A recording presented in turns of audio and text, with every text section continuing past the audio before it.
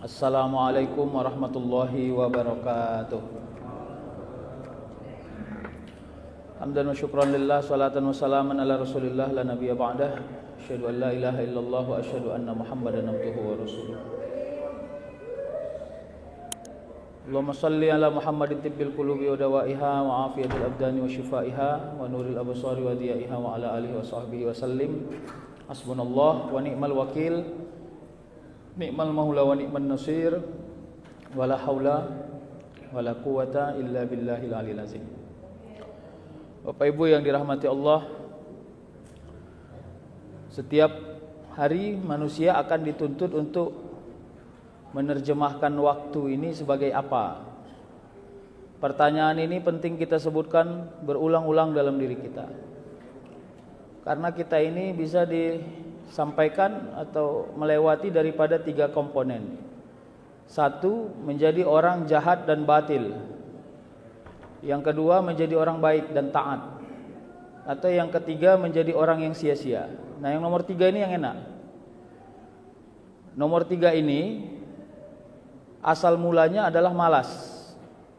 Bahasa mendelingnya malosok. Jadi kalau udah malas, nomor 3 ini akan mudah sampai kepada kita. Sia-sia itu kita akan terus berhitung-hitung. Kemarin aku sudah begini kok, hari ini beginilah. Tadi aku sudah begini kok, sekarang beginilah gitu. Jadi akal kalkulatif yang terus bekerja. Kita merasa sudah nyaman pada posisi kita, sehingga kita ingin mendelay beberapa hal yang sebenarnya kita punya potensi untuk mengerjakannya.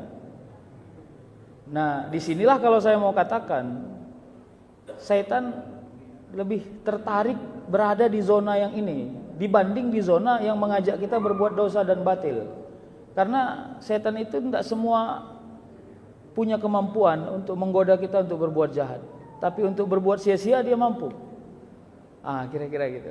Jadi, nah sekarang kita tinggal mencoba menghitung-hitung, karena maghrib itu adalah waktu di mana ya hari baru, asar itu di mana malaikat merekap atau menuliskan, menyimpulkan daripada amal manusia setiap hari. Maka kita berniat pada mulai maghrib akan bercita-cita, mencita-citakan berbuat baik kepada sesuatu yang akan kita hadapkan di besok hari lagi. Bapak Ibu yang dirahmati Allah, ini penting bagi diri kita agar kita berhasil menapaki setiap waktu, tidak hanya seremoni. Ada orang yang hidupnya seremoni. Baru selesai makan udah nanya mau makan apa lagi. Nah, kira-kira gitu. Jadi seremoni. Dia merasa bahwa kepentingan dirinya itu hanya pada urusan-urusan yang memberi kebutuhan hanya pada jasmaninya saja. Padahal ada satu tabiat yang kalau ini kita lakukan, sebenarnya kita ini bisa menjadi orang yang mendapati kebaikan di semua keadaan. Menjadi orang yang menyenangkan. Menjadi orang yang menyenangkan itu sulit. Ada orang bisa menyenangkan bagi temannya, tapi tidak bisa menyenangkan bagi orang yang tidak seusia dengannya. Kalau sama anak-anak kasar kali dia. Tapi ada orang enggak, semua level dia bisa. Mau sama anak-anak oke, sama orang dewasa oke, sama orang yang maaf ya gila pun oke gitu. Kenapa? Karena dia berhasil menempatkan ritme hidupnya. Karena menyenangkan itu buahnya adalah sangka baik. Dan kalau orang sudah sangka baik kepada diri kita, maka bila mana orang mendapati diri kita pada berita yang duka cita, maka orang akan cenderung bersedih dan merasa kasihan. Dan ingat ya, kenapa ada orang mudah mendoakan orang lain? Karena dia senang atau kasihan. Tapi kalau kita gedek orang nengok kita, bila mendapati berita duka cita tentang kita, kadang-kadang gembira pula dia kan. Itulah aku bilang kan, kena juga dia kan. Itulah. Nah yang gitu-gitu itu. Jadi ruang-ruang ini sering gak kita masuki. Padahal menjadi orang yang menyenangkan itu kelihatannya gampang, tapi kita gak mau aja ngerjainnya. Ya, kan ada orang gini, tidak pintar. Mungkin bahasa lainnya bodoh lah ya. Lalu ngomong sama kita orang pintar gitu. Akhirnya dia semacam dihakimi karena kebodohannya. Itu kan capek dia kan. Makanya kau sekolah, itulah bodoh kau kan. Nah, kira-kira gitu. Padahal enggak. Kerja kita orang yang pintar kepada orang yang tak pintar adalah mencerdaskan. Jadi tidak mengintervensi. Kenapa? Karena tidak saatnya lagi menghakimi. Itu makanya bolak-balik dalam kajian-kajian lepas saya sampaikan, kita ini jangan berhenti pada komentar, tapi naikkan sedikit posisi kita sebagai orang yang memberi solusi. Jadi tidak hanya memberi komentar, karena memberi komentar itu semua kita pandai. Nengok orang terjatuh di depan, terjatuh orang balap-balap aja deh, kasihan ya, iya kasihan. Udah gitu aja. Jadi nggak ada fungsinya sama sekali kepada orang yang kita lihat. Padahal kita harus hadir menjadi orang yang berfungsi. Nah, apa hubungannya ini? Hari ini saya mau membahas tentang namanya Alamatul Ikhlas yang ditulis oleh An-Nawawi di dalam Al-Azkar. Ada menarik nih. Mudah-mudahan cukup waktu kita. Kalau nggak cukup nanti kita sambung. Jadi ada satu kitab. Kitab ini famous ya, terkenal lah. Namanya kitabnya Al-Azkar. Dalam pesantren-pesantren tradisional, kitab ini sering dipakai sebagai muzakarah, untuk muzakarah. Jadi dalam kitab ini diawali dari satu hadis. Hadis ini pasti kita hafal semua. An Umar anna Rasulullah sallallahu alaihi wasallam qala innamal a'malu binniyat wa innamal likulli imri'in ma nawa. Hadis ini sangat masyhur, Pak. Kalau buka Arba'in ini hadis nomor 1 biasanya. Rawahul Bukhari wa Muslim. Tapi ada dalam hadis ini disebut faman kanat hijratuhu ilallahi wa rasulih fa hijratuhu ilallahi wa rasulih. Ya, faman kanat hijratuhu lidunya yusibuha aw imra'atin yatazawwajuha ya fahajara ila ma hajara ilaiha. Jadi sesungguhnya semua perbuatan itu tergantung niat, kata Rasulullah SAW. Maka apapun yang kau buat, dia akan kembali kepada apa yang kau niatkan. Maka posisi niat di sini apa? Posisi niat di sini bukan apa yang dilafaz, tapi apa yang diinginkan. Sebenarnya itu. Karena apa yang dilafaz itu hanya menguatkan dari apa yang diinginkan. Paham ya? Makanya kalau kita mengucap niat usolli fardul maghribi arba'a raka'atin mustaqbilal qiblah adaan lillahi ta'ala, itu maknanya litta'kid, menguatkan. Karena yang qasad itu di sini. Kalau kita baca fikih klasik, ada orang mandi di sungai, lalu dia sudah berniat sambil mandi melewati air yang mengalir itu, seperti seumpama dia juga ikut berwudu, katanya sampai juga wudunya, sampai begitu. Kenapa? Mutasahil. Ini kalau pendekatan dari Imam Hanafi dan para pengikutnya, sampai begitu. Kenapa? Karena yang dicenderungkan itu adalah apa yang diniatkan di awal. Nah, pada hadis ini Rasul memberi contoh siapa yang hijrah karena Allah dan Rasul, maka dia akan mendapati nilai hijrah karena Allah dan Rasul. Siapa yang hijrah karena perempuan awim ro'atin, ya, yang ingin dia nikahin, ya tazawwajuha, ya, atau lidunya, hajat kepada dunia, maka dia akan mendapatkan fahijratuhu ila ma hajara. Dia akan mendapatkan nilai hijrah hanya seperti apa yang dia niatkan. Oke, pelan-pelan ini kita ajak. Maka bapak-bapak, ibu-ibu, sekarang kerja kita adalah mengenali potensi. Kalau bicara persentase, kira-kira dalam setiap aktivitas perjalanan hidup kita, bahkan sampai sholat dan amal kita, posisi tujuan itu di mana dan berapa persen? Ini penting. Ini kalau orang-orang seperti kita yang sudah di atas normal pemahaman akademiknya harusnya sudah sampai ke situ. Misalnya gini nih, ada orang makan, niatnya kenyang. Kenyang itu berapa persen? Atau jangan-jangan kenyang itu 100%. Maka padahal potensi yang lain banyak. Niat untuk sehat, niat untuk kuat, niat untuk semangat, banyak sebenarnya. Tapi karena cenderung kenyang hanya sudah kita saji sebagai satu-satunya tujuan dari makan, maka kita lupa pada niat yang lain. Nah, ini problem. Makanya kenapa makan kita selalu sembrono. Kenapa? Bicara kuantitas, bicara ya kelihatannya seperti rakus lah gitu ya. Kenapa? Ya karena itu kita hanya memposisikan tujuan sebagai satu tempat saja. Tapi kalau kita lihat orang yang sudah mulai berhasil menetralisir tujuan sebagai niat, maka dia akan faham bahwa kenyang tidak bisa dihindari dari setiap orang makan. Karena lucu kalau ada orang makan tidak mau kenyang, itu lucu. Tapi kenyang bukan satu-satunya tujuan. Selain kenyang harus sehat juga. Maka akhirnya mulailah memverifikasi jenis makanan. Kalau makan yang A tidak dapat sehat, maka delete. Yang B bagus, tampung. Akhirnya kita mulai memverifikasi makanan. Atau yang ketiga, makan untuk memberi kekuatan. Nah, maka kita akan lihat makan mana yang membuat kita ngantuk segala macam. Nah, kenapa saya hubungkan dengan makanan? Begitu juga dengan sholat. Nah, pertanyaan sederhananya, sholat, amal, apa semua yang kita kerjakan ini, apa tujuan utamanya? Ini penting. Kalau secara tasawuf, disinilah mampu mendeteksi posisi kita sebenarnya sebagai apa di hadapan Allah. Pernah nggak dengar orang ngomong begini? Aku bang, jujur aja nih bang, kalau ada kerjaan lain, cabut aku dari kerjaan yang sekarang nih. Pening kali kepalaku nih, aduh, lepas-lepas makan aja. Nah, coba ya. Kalau bapak sebagai ownernya, apa sikap bapak sebagai bos kepada orang ini? Satu, pasti kerja dia tidak total. Kenapa? Karena dia sudah disibukkan dengan hasil. Dua, pasti kerjanya hitung-hitungan, karena dia aja sudah merasa tidak cukup. Ya, ini bicara tentang kemampuan karyawan. Nah, yang ketiga bicara tentang diri dia, berarti dia kurang membayar. Nah, sama kayak kita. Jadi kalau kita hadir kepada Allah dengan semua semangat ketaatan kita ini, tapi kita sangat komersil menghadirkan diri, hati-hati, di situ problemnya. Wa may yurid thawabad dunya nu'tihi minha wa may yurid thawabal akhirah nu'tihi minha wa sanajziz syakirin. Allah yang sebut. Jadi kalau kau ingin mendapati kebaikanmu itu dengan nilai dunia, maka engkau akan dapat itu, kata Allah. Wa may yurid thawabad dunya nu'tihi minha wa may yurid thawabal akhirah nu'tihi minha. Tapi kalau kau mau ambil nilai akhiratnya juga kau bisa dapat. Lalu dibungkus ayat itu, di konklusinya apa? Wasanajziz syakirin. Maka semua kebaikan atau kehebatan itu hanya kembali kepada orang-orang yang berhasil bersyukur. Ternyata keywordnya adalah syukur. Syukur ini ekspektasinya apa?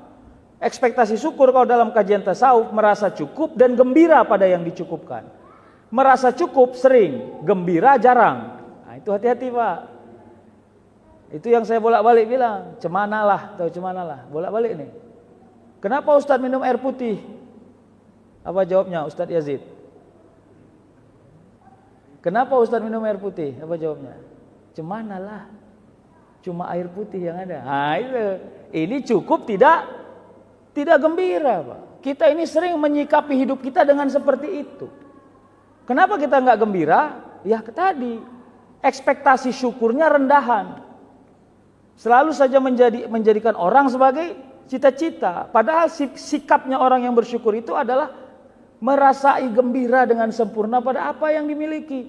Nggak gembira lah Ustadz, orang baju saya udah 5 tahun dipakai nggak ganti-ganti, cemana mau gembira?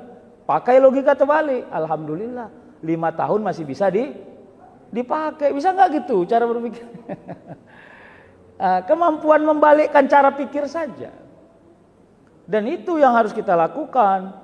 Ustadz, kalau gitu, itu kan namanya ngeyel, helah itu. Enggak helah, itulah kenapa Allah harus ciptakan akal di kepalamu. Supaya kau mampu mengambil iktibar dari apa yang Allah cipta. Di dalamnya ada kelebihan, di dalamnya include juga ada kekurangan, supaya engkau bisa mengambil nilai yang gembira, yang banyak disyukurkan, yang sedikit disabarkan dengan baik sangka kepada Allah. Sikap-sikap inilah yang menjadi teladan. Nah, lalu kalau gitu nggak perlu berusaha. Oh, berusahalah. Nah, sekarang cara paham yang bisa melihat, bisa nggak kita pisahkan usaha dengan hasil? Harus begitu kalau mau pakai kajian tasawuf. Kerja aja. Hasilnya berapa? Ya berapa yang dia bilang. Gak cukup Pak, dari mana kau tahu? Oh iyalah, biasanya tiap bulan aku keluarnya 8 juta. Ini yang dikasih cuma 5 juta. Tekornya berapa? 3 juta. Oke, kalau kau gak terima pekerjaan itu, apakah ada solusi lain? Gak ada.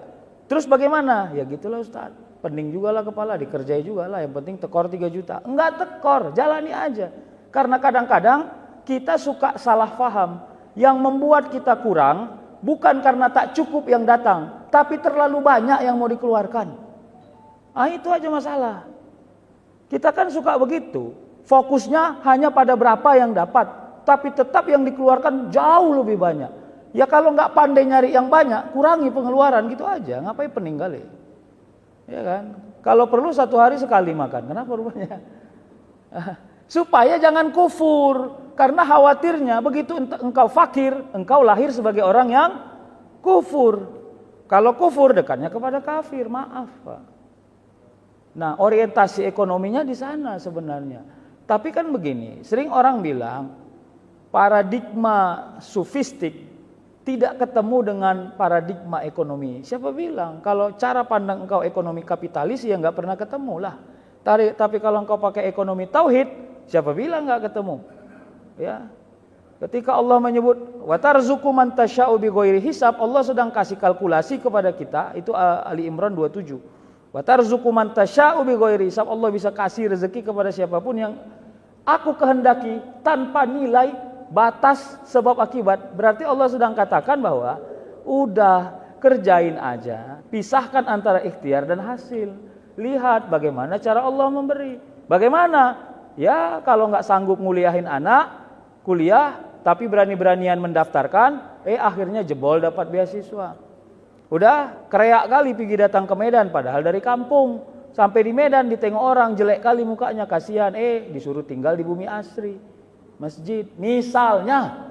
Jadi tolong jangan dianggap remeh subsidi-subsidi pihak ketiga yang Allah hadirkan sebab baik sangka kepada ikhtiar. Bisa nggak ngelihatnya kayak gitu? Kalau gitu ayo jalan aja di bumi Allah ini, ya. Wa ma min dabbatin fil ardi illa 'alallahi rizquha. Allah yang kasih tahu. Tidaklah aku ciptakan semua makhluk di muka bumi ini termasuk binatang melata kecuali Allah cukupkan rezekinya. Tapi kan teori-teori makro kayak gini suka kita debat dan kita kritisi, itulah uniknya manusia. Padahal dia makhluk. Yang membuat teori adalah Allah, Khalik. Coba itu, masa teori Tuhan mau dibantahnya? Coba ya. Ayo coba kita kritisi dulu ayat Allah ini. Aduh ngeri kali Janganlah, akalmu yang perlu dikritisi, itu yang benar.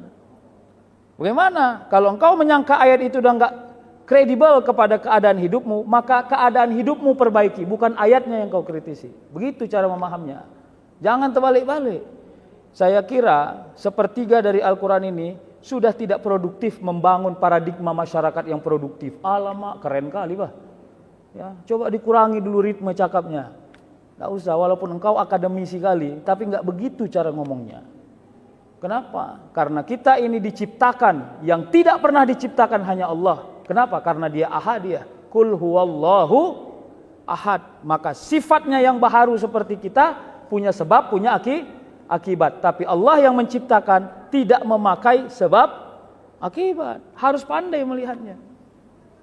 Bapak Ibu, wallahi, saya tidak pandai-pandaian ngomong yang seperti ini. Makanya ketika kita bicara tentang apa yang ditulis Al-Azkar An-Nawawi dalam Al-Azkar, alamatul ikhlas yang dia sebut, 1, semua tujuan orang yang beramal itu at-taqarrub ilallah duna syai'in akhar.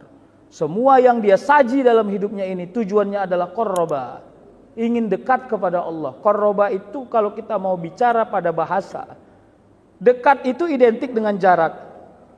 Tapi orang sering yang dekat berjarak, tapi tidak dekat dalam keadaan. Pernah nggak ketemu sama orang duduk samping-sampingan tapi gondok-gondokan? Tahu gondok-gondokan Pak? Apa gondok-gondokan? Benci kali awak nengok dia. Entah apa dia duduk samping awak, pening kali kepala awak, kira-kira gitu. Maka taqarrub ilallah maknanya bukan jarak, karena manusia tidak bisa mendekatkan diri secara jarak kepada Allah. Karena beda, manusia ini makhluk materi. Allah itu tidak berwujud seperti wujudnya manusia kalau bicara tauhid. Ya, makanya wujudnya Allah itu tidak seperti wujudnya manusia. Disinilah tertangkis sebenarnya kalau kita pakai sifatnya Allah. Apakah Allah itu bertempat seperti tempatnya makhluk? Tidak. Kalau Allah bertempat seperti tempatnya makhluk, berarti dia baharu. Baharu itu apa? Sama seperti kita. Tidak boleh Allah sama seperti kita. Mustahil hukumnya pada akal. Kira-kira kan gitu ya. Maka karena Allah tidak bertempat seperti tempatnya manusia, at-taqarrub ilallah, niat dasarnya adalah ya Allah, izinkan saya, bahkan dalam setiap zikir yang saya sebut, geserannya direct hanya kepada Engkau. Jelas Pak, jadi bukan horizontal Pak, tapi vertikal. Coba ya, ini pelan-pelan ini. Ar-Razzaq itu maha pemberi rezeki. Itu Asma al-Husna. Sunnah hukumnya menyebut-nyebut Asma al-Husna dengan iktikad kiranya Allah memberi kekuatan kepada kita seperti asma yang kita sebutkan. Ar-Razzaq, Ar-Razzaq, Ar-Razzaq, Ar-Razzaq, Ar-Razzaq, Ar-Razzaq, Ar-Razzaq. Kira-kira suasana kebatinan yang kita bentuk apa? Coba ya, inilah ngerinya, Pak. Tapi ngerinya ini juga nggak salah gitu ya, gimana ya? Ar-Razzaq, Ar-Razzaq, Fortuner, Pajero, rumah besar, Ar-Razzaq. Usaha banyak 5 miliar, 14 miliar. Sangat horizontal, Pak, ngeri, Pak. Jadi kalau udah sampai ke sini diskusinya bisa nggak vertikal aja? Ar-Razzaq, ya Allah, Kau yang meluaskan rezeki.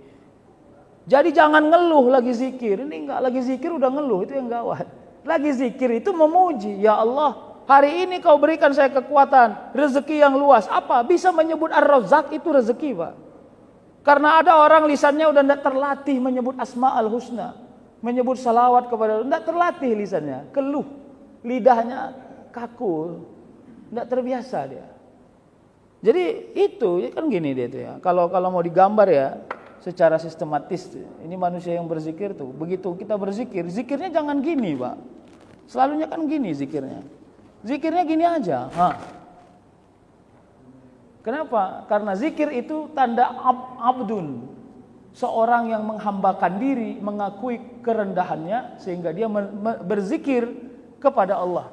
Nah, kalau udah sampai atas, maka atas yang nurunkan gitu loh. Tapi kalau gini, Pak, ini kelemahannya orang berzikir yang value-nya horizontal. Dia akan menyangka kalau nanti besok rezekinya banyak, dia akan menyangka rezeki yang banyak itu sebab zikirnya. Padahal rezeki banyak itu tidak pernah sebab zikirnya. Karena zikir itu juga makhluk. Ya sebab Allah ridho kepada zikirnya. Karena zikirnya itu disaji hanya kepada Allah SWT. Begitu sebenarnya kalau mau bicara.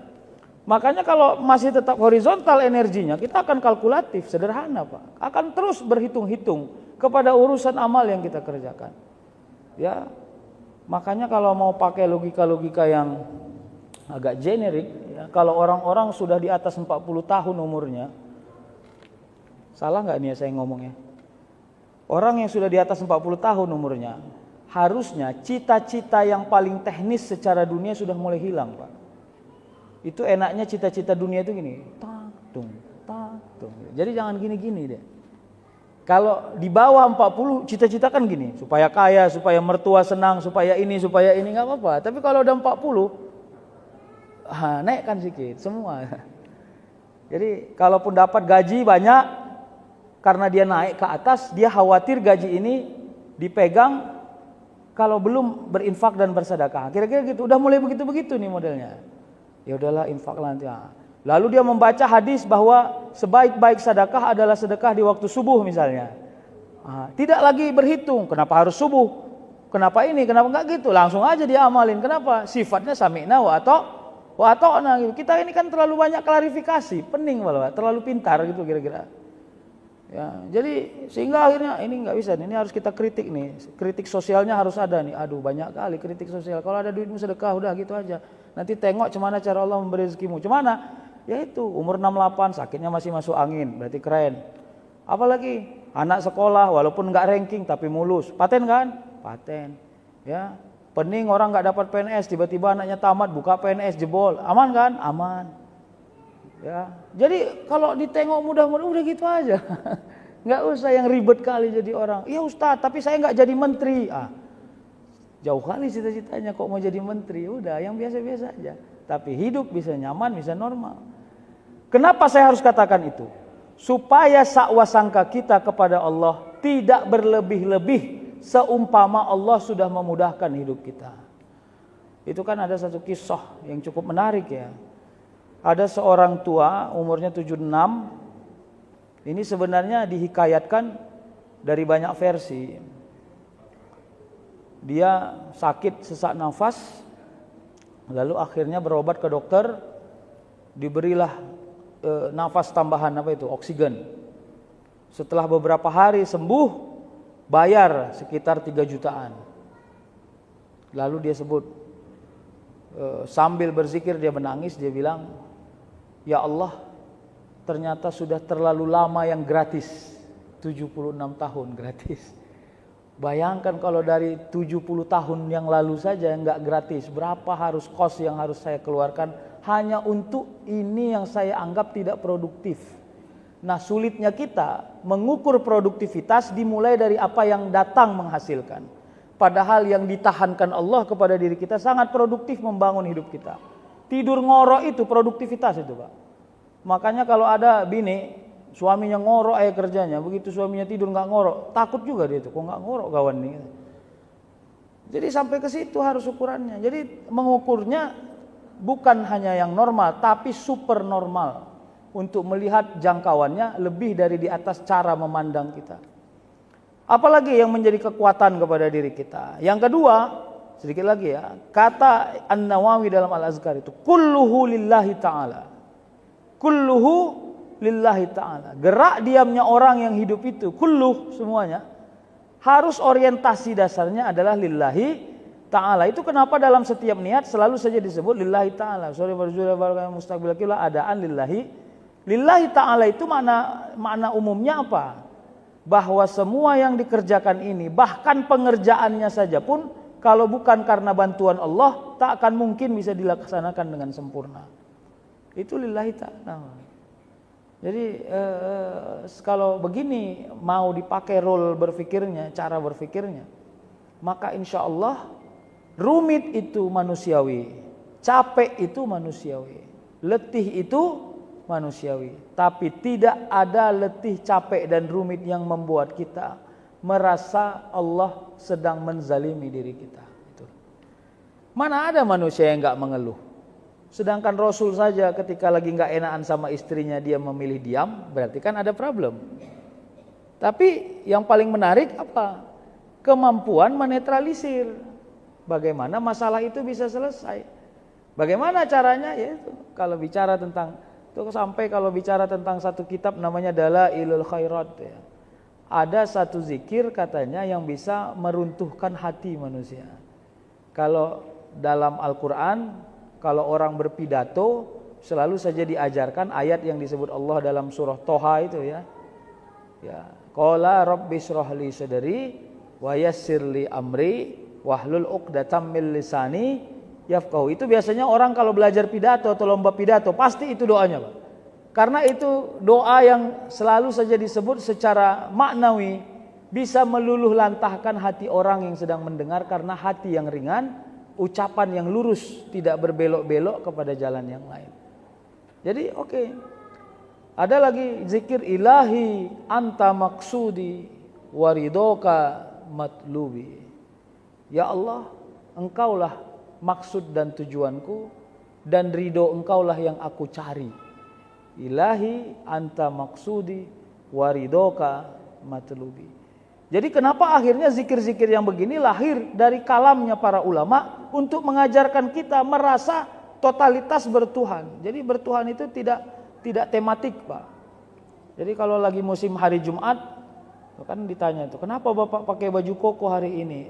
Lupa ya, ini hari Jumat gitu. Seolah-olah hanya hari Jumat yang boleh pakai baju koko. Masih sangat tematik. Kalau beriman itu enggak, Pak. Ya, harus kafah. Ya, udkhulu fis silmi kafah. Wala tattabi'u khutuwatis syaitan innahu lakum aduwwum mubin. Bagaimana menerjemahkan kulluhu lillahi ta'ala? Sederhana. Apa yang dikuatkan, yang dikerjakan, maka orientasi yang saya bilang tadi presentasinya nominal karena Allah Subhanahu wa taala. Yang ketiga, ya, mutawa'ah lin nafs, ya, mutawa'atun nafs. Membebaskan diri dari dorongan nafsu yang subjektif. Bagaimana membebaskan diri dari nafsu yang subjektif?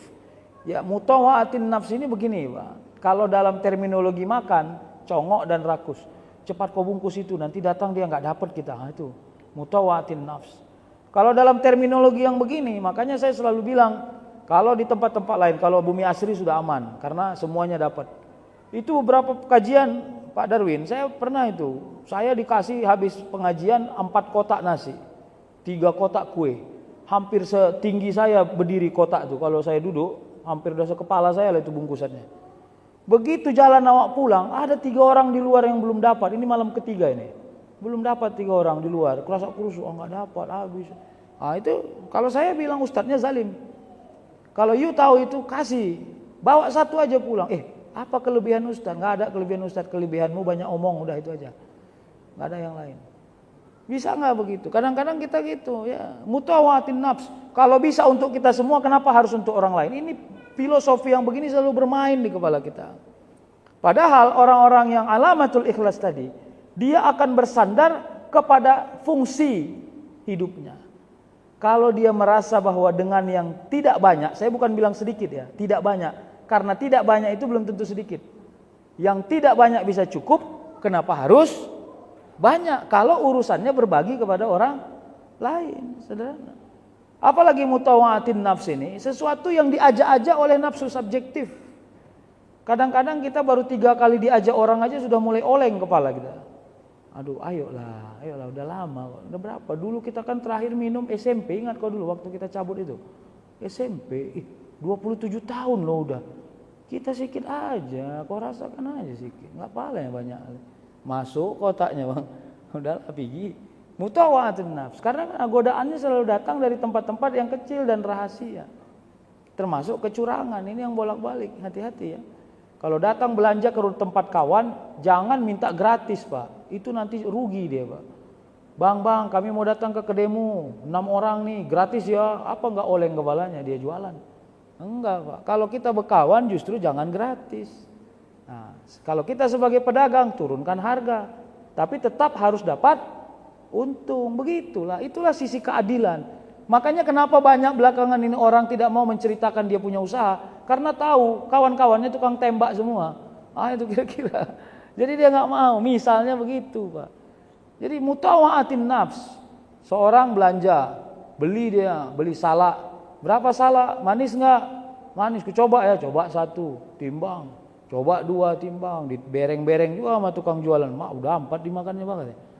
Beli nggak kawannya? Begitu ditimbang yang dimakannya 3 on juga pak. Itu pun alah banyak salak kau ini. Masa 4 biji aja nggak kau gratiskan? Iya. Kalau ada 10 orang kayak kau ini udah berapa kilo itu? Nah maaf pak, inilah dia mutawaatin nafs. Kita ini selalu saja mencari ruang di mana yang paling menguntungkan untuk kita. Dan kadang-kadang saat itu kita sedang menzalimi hak orang lain. Maka orang yang alamatul ikhlas sampai pak, ini kan lucu ya. Saya tidak tahu ini kalau bicara habit ya, kebiasaan. Ini kalau bicara tentang antropologi atau ilmu kebudayaan. Dulu kalau ayahnya belum pulang ke rumah, tidak ada anak yang berani makan. Kalau ayahnya pulang jam 10, baru jam 10 itu makan. Tapi beda pula nanti, itu yang saya bilang tadi budaya ya. Ada seorang ayah yang rela dan ridho, malah nasi pertama itu harus anaknya yang makan. Kenapa? Karena yang akan lebih panjang hidup adalah anaknya. Dia udah gak lama lagi. Ada itu pak, saya pernah ngalami itu di satu keadaan di satu desa gitu. Jadi kenapa gak makan-makan? Ternyata bapaknya belum pulang-pulang. Ya jam 9:30 bapaknya baru pulang, baru dibuka hidangan. Ini udah kebiasaan. Salah? Gak salah. Tapi saya mau katakan mutawaatin nafs. Kalau kita mau berpikir yang lebih produktif, gak apa-apa. Kadang-kadang ada orang akhirnya masuk angin hanya karena nunggu orang pulang. Coba agak dimudahkan sedikit ya. Enggak pun kita yang ngambil nasi pertama enggak apa-apa lah, atau disaji khusus, dialihkan, diasingkan khusus untuk nasi ayahnya, kira-kira begitu. Yang terakhir ya, karena waktu ya. Istiwa uzammi wal madah minal ammah. Istiwa uzammi wal madah minal ammah. Mempersamakan celaan dan pujian dari orang lain. Itu orang yang alamatul ikhlas. Orang memuji, orang mencela, sama saja cara kita menyikapi. Jadi Pak, kalau ingin hidup tanpa celaan hampir mustahil Pak, mustahil. Ini saya kasih tahu rahasianya ya Pak, tapi Bapak jangan bilang-bilang sama siapa-siapa ya. Bahkan anak Bapak di rumah pun sering mencaci Bapak, tapi di belakang. Kalau nggak percaya tanyalah itu sama bini Bapak. Ayah itu kalau pulang pening kali, tapi kan Bapak nggak pernah tahu kan? Nggak pernah tahu. Jadi nggak usah jauh mencari orang yang sering mencaci kita, nggak usah. Di rumah kita ada kok. Kenapa? Karena orang di rumah kita paling pandai melihat kekurangan kita. Ya udah. Jadi udah. Istiwa uzammi wal madah minal ammah. Kalau engkau ingin berdiri di tempat yang hak, maka persiapkan dirimu seimbang dicaci dan dipuji, seimbang. Makanya nggak usah tuh. Jadi kalau mulai ada orang mencaci atau mengkritik, silakan buka hak klarifikasi gitu aja. Tapi tidak boleh membenci, tinggal gitu aja. Kalau perlu diklarifikasi. Kadang-kadang kan yang dibilangnya betul, Pak. Tengoklah dia tuh, udah jelek. Nggak sur dia dibilang jelek. Berkaca dia memang ditengoknya jelek mukanya, gimana pula? Ya udah kan nggak ada yang perlu diklarifikasi. Memang betul pula. Udah jelek. Udah miskin ditengoknya memang di antara tetangganya cuma mobil dia yang paling jelek. Ya udahlah, berarti nggak ada yang perlu diklarifikasi. Tinggal fa'tabiru ya ulil albab, ya Allah, berikan saya ruang kesabaran yang tinggi. Tidak menjawab pada satu masalah, kadang-kadang melatih kesabaran. Nah, itu yang menjadi penting, Pak. Dan kita sering tidak melihat sabar itu sebagai panggung jihadnya orang mukmin dalam melaksanakan amal yang istiqomah. Jadi panggung jihadnya seorang mukmin untuk mendapatkan istiqomah salah satunya sabar. Nggak ada yang lain, ya. Nggak ada yang lain. Coba, kan gedek kita, awak bawa oleh-oleh, dipuji enggak, dikritik iya. Pening enggak kepala, Pak? Makanya kenapa banyak bapak-bapak udah mulai malas bawa oleh-oleh untuk bininya.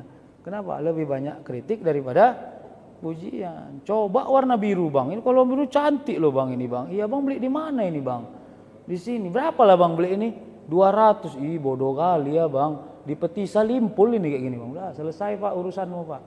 Ya, udah enggak dipuji, dibodohi pula. Kenapa? Karena di Petisa dibilangnya Limpul. Misalnya gitu dah. Istiwa uzammil madhamil ammah. Ya Allah, include semua. Makanya gini, Pak, untuk mengurang-urangi jenis orang yang selalu menjelek-jelekkan. Mengurang-urangi jenis orang yang menjelek-jelekkan. Latihlah diri kita untuk tidak terbiasa menjelekkan orang lain. Itu aja. Itu mengurang-urangi apalah itu ya, populasi orang yang selalu mengejek. Dikurang-kurangi aja. Kalau tidak tahan mata melihat, tundukkan pandangan. Karena kadang-kadang ketidakberhasilan kita melihat tidak mampu merubah keadaan. Ya nggak bisa kita merubah keadaan. Ya, awak tengok dia di depan rumahnya, maaf ya, tinggal pakai celana dalam saja. Lama-lama awak tegurlah dia. Bang, sopan sikit kenapa, Bang? Kenapa Bang pakai celana dalam aja? Ini orang kan, apa katanya yang punya rumah? Rumahku. Celana dalamku. Aku berdiri di rumahku, kok kau pula yang pening, katanya. Betul pula yang dia bilang. Udah, kalau tidak bisa kita merubah dia agar menutup auratnya, tundukkan pandangan. Karena kadang-kadang gitu, kita ini merasa mau bisa merubah semua.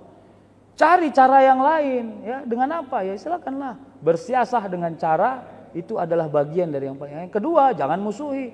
Jumpai orangnya, berkawan, udah sama-sama baru kasih tahu, Bang, jelek kali lah, masa abang kayak gitu pakaianlah baju. Iya ya. Jadi kan enak, ada siasahnya. Kenapa? Karena kadang-kadang kita menasihati orang dengan cara memusuhinya, itu yang kurang produktif.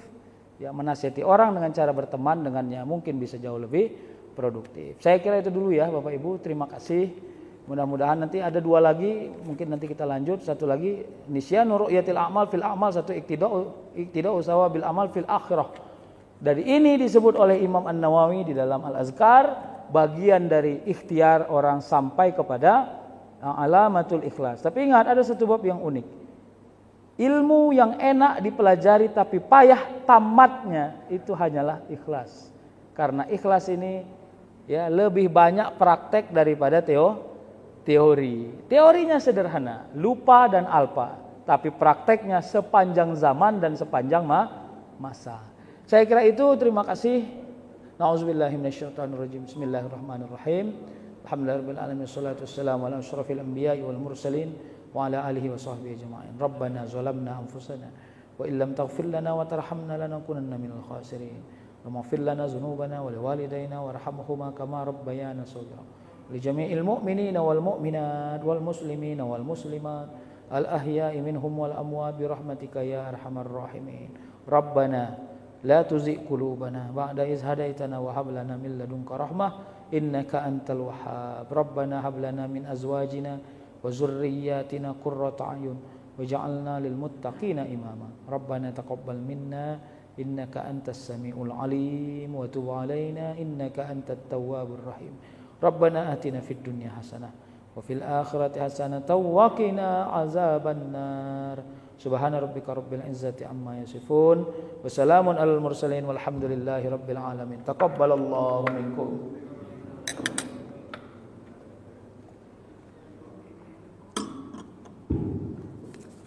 Yang mau tanya jawab tadi Turan ya?